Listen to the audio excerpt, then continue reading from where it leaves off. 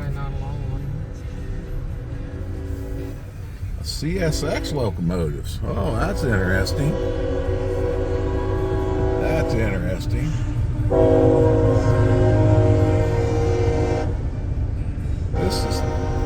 This line's owned by CSX, but the only people that ever use it is Indiana and Ohio Railway. Now CSX is hauling grain on it, or empty grain.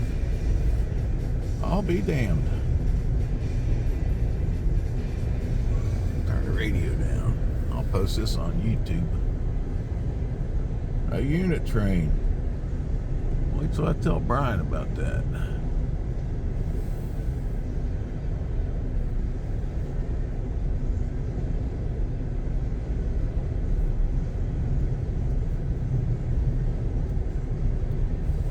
I don't know what the story is behind this. It's very interesting for people that are foamers.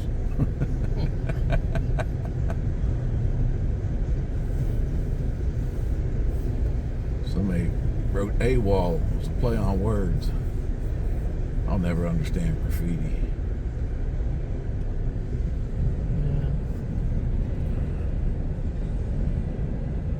I think it looks better just going across this crossing here. Downtown Blanchester. It's 20 till 11 in the morning. And today is Friday the what? 17th maybe?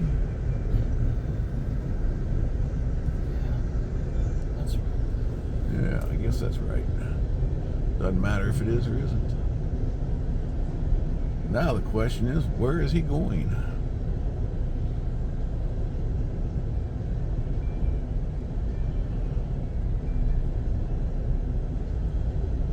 There's more graffiti. It's a rather long train at that. I think they're empty. I don't know, they might be full. I can't tell. The springs look compressed to me. Usually grain goes from north to south. Who knows? The end. All right, everybody. That's an interesting catch for anybody that cares.